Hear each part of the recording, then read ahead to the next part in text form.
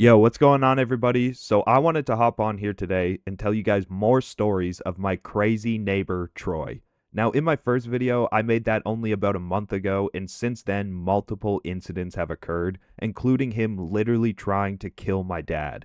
In the first video, I cover his introduction to the neighborhood and the foundational reasons on why he's so crazy. I highly recommend watching that so you have the context. Link will be in the description.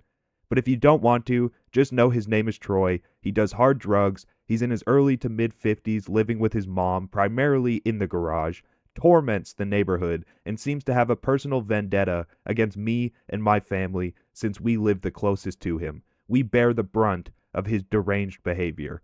Troy is about 6 foot tall, always in pajamas, super long, greasy black hair down to the middle of his back, unkept, sunken in face, about like 100 pounds, chain smoking cigarettes. He has a really whiny, gross voice. He sounds like this. Hey man, how's it going? How's your day?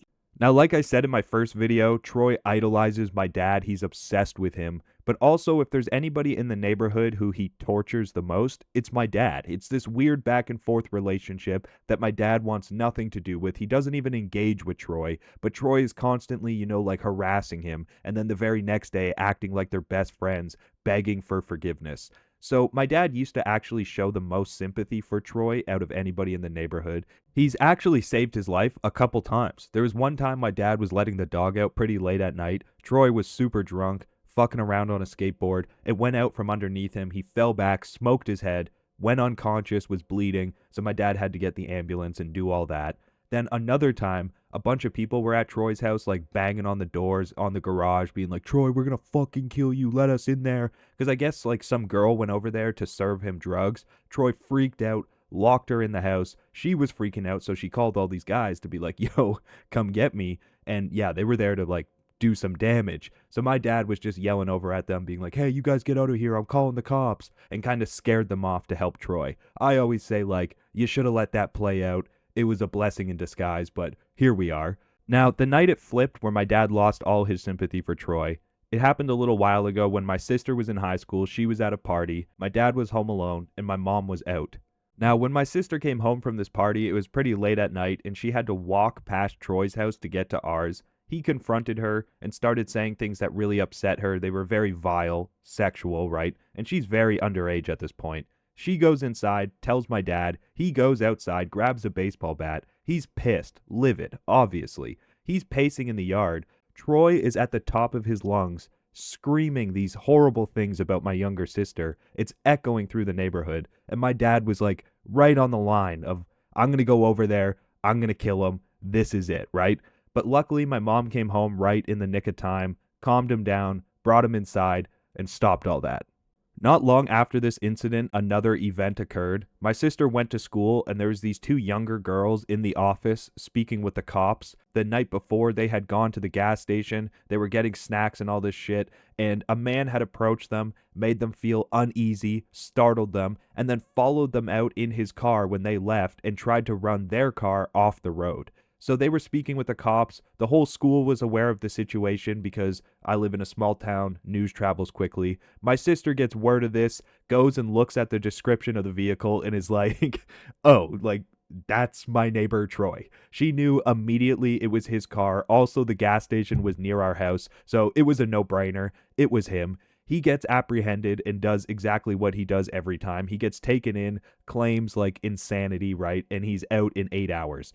But he's back home, just causing a ruckus like nothing ever happened. Troy has caused so much shit in this neighborhood. There's literally been people who have moved away. We've had neighbors that everybody likes. They're like a respectable, nice family, and Troy has harassed them to the point where they've had to leave. And other people just have the restraining orders, like I've said. Troy has a habit of like taking pictures of kids, talking about them sexually, harassing them. The main issue isn't even usually with the parents, like the grown-ups. They'll have beef, but, it's tolerable. It's because they don't trust him around their children and they can't deal with the situation. So they have to resort to moving away or getting a restraining order. But then new people move in. They don't understand the severity of the situation. They show him sympathy. They try and help out if he's having an episode, be friendly. But that's the biggest mistake you can make. It's not going to be long before he turns on you and he comes after you and ruins your life. Anybody who's gone this route has regretted it.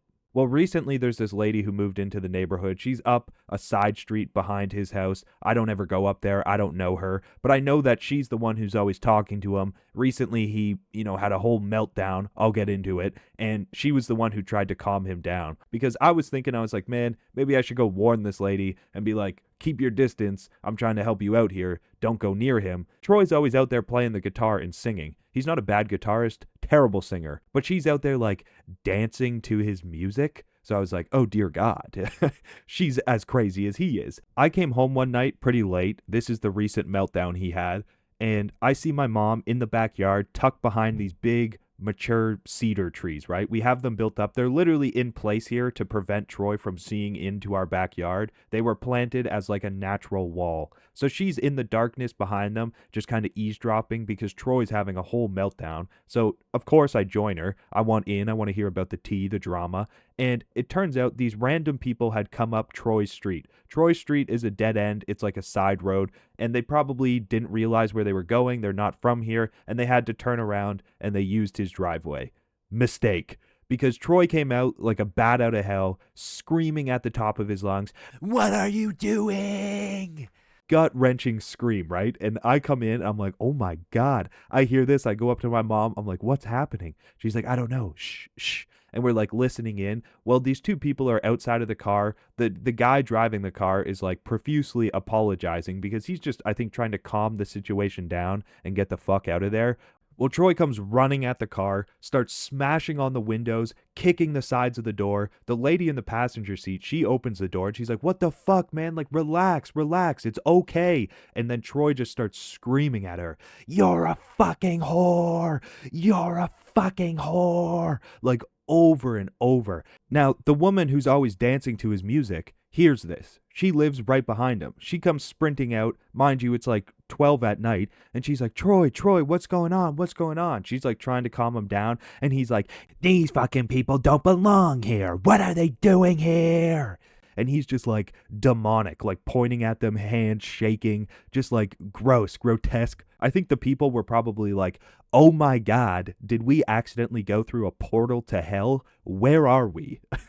And Troy's losing it. She's being like, Troy, it doesn't matter. They're random people. They're strangers. They're leaving. They're trying to leave. Like, let them go, right? And Troy's still just yelling at them, being like, what are you doing here? Why are you in my neighborhood? Well, they just get in the car, they give up, they're like, forget it, they turn around, they dip. Troy just immediately transitioned into crying. He's always crying, right? He'll have a big freak out and then he'll cry. So he's like hugging the lady once they leave, and he's just bawling his eyes out. I don't know why I always react like that. Troy's just bawling, and I'm like, all right, well, this is no longer entertaining. This is just gross and creepy, so I'm out of here. I go inside. Like I said, it was late. I don't know what happened. I know about 30 minutes later, the ambulance, the cops, they showed up. But when I woke up in the morning, Troy was still just outside there, so I guess nothing came of it. Now, after this, Troy spiraled into even crazier behavior because, like I said, anytime anything happens, like an event like this, it's just going to make everything worse for the preceding days until he finally goes into hibernation for like 3 weeks. But the following days after this, he was nuts. He was out of his mind. He wasn't sleeping. He was doing drugs. Well, my dad went to the store one day and realized his truck was acting weird. He went around back and checked the tailpipe because I guess he smelt something burning.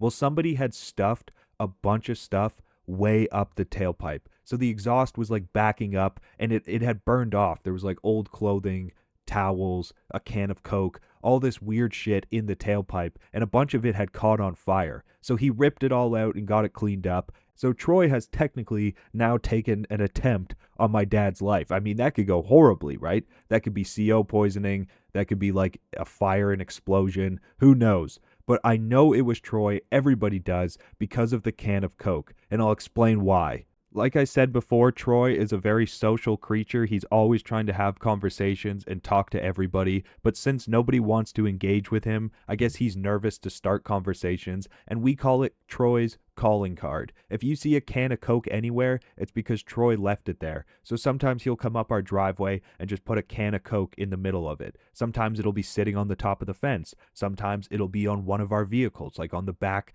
tailgate. Like there's just cans of Coke being left around, and it's Troy trying to get us to like see it and then go over to him and engage and be like, hey, did you leave this here? Like, you know what I mean? But we never do that. We just throw them out, and he'll leave them in the middle of the night. He'll put a can of Coke on your front steps at like 3 a.m. Complete weirdo, right? So that can of Coke being in that exhaust pipe, I know for a fact it was him, which is crazy. Now they're getting cameras. I mean, we live in the country. There hasn't been much reason for us to have it. But because of all this, because it seems like Troy's behavior is escalating now, we're going to get them. We could have proved that this was him. Anyways, I feel like I barely scratched the surface with Troy, but I'm not sure I love making videos on him. I don't find them that funny. I feel like it's kind of depressing, but you guys let me know what you think. Anyways, if you made it this far, I appreciate you. Peace.